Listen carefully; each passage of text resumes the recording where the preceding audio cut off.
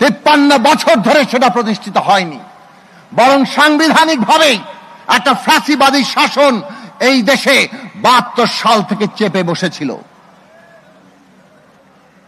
2024 সালে এই ফ্যাসিস্ট শাসনের একটা অংশের পতন ঘটেছে, অর্থাৎ শাসক পালিয়েছে।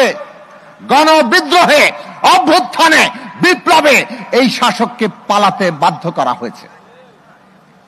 কিন্তু আরেকটা অংশ বাকি। ফ্যাসিবাদ কিন্তু এখনো পর্যন্ত যায়নি। ফ্যাসিবাদ তার ব্যবস্থা নিয়ে হাজির আছে। আমরা এই ফ্যাসিস্ট শাসনের যারা বাস্তবায়নকারী এবং যারা নির্দেশদাতা, তাদের প্রত্যেকের বিচার চাই। ন্যায় বিচার হবে নতুন বাংলাদেশের যাত্রার প্রধান ভিত্তি। ন্যায় বিচার প্রতিষ্ঠা হতে হবে। একই সাথে এটা আমাদের মনে রাখা দরকার যে ফ্যাসিবাদ কেবল কতিপয় ব্যক্তি নয়। আমরা ব্যক্তির বিচার করতে পারি, তাকে এমনকি ফাঁসি কিংবা সাজা দিতে পারি। মনে রাখা দরকার ফ্যাসিবাদ একটা ভাবাদর্শ, ফ্যাসিবাদ একটা ব্যবস্থা, একটা চিন্তার পদ্ধতি, এমনকি একটা রাজনীতি। কাজেই ফ্যাসিবাদী যে ব্যবস্থা, যে ধ্যান ধারণা, যে ভাবাদর্শ এবং যে রাজনীতি, তাকেও আমাদেরকে মোকাবেলা করতে হবে।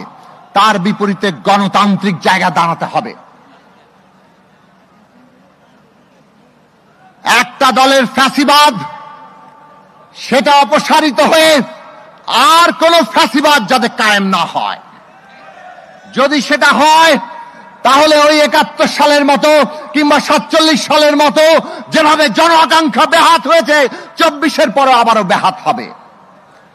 আর সেইটা যদি আমরা ব্যাহত করতে না চাই, আগামী দিনের বাংলাদেশ হবে একটা নতুন রাজনৈতিক বন্দোবস্তের উপর দাঁড়িয়ে। আর সেই বন্দোবস্ত গণতান্ত্রিক বন্দোবস্ত। এইটাই আমাদের 24-এর গণ অভ্যুত্থানের, 71 সালের বাংলাদেশের, 47-এর পূর্ব পাকিস্তানের মানুষের আকাঙ্ক্ষা। ইতিহাস প্রজন্ম থেকে প্রজন্মে বয়ে চলেছে।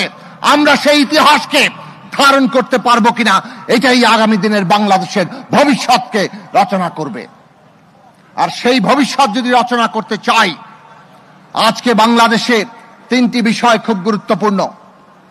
এক, এই দেশের সার্বভৌমত্বের প্রশ্নে বাংলাদেশের সকল মানুষের ঐক্য তৈরি করতে হবে। ভারত যতই আমাদেরকে রক্তচক্ষু দেখাক কিংবা ওই পতিত ফ্যাসিস্ট শেখ হাসিনার পক্ষ অবলম্বন করে বাংলাদেশে তাদের নানা ধরনের ষড়যন্ত্রকে সহায়তা করুক, আমরা যদি ঐক্যবদ্ধ থাকি, দুনিয়ার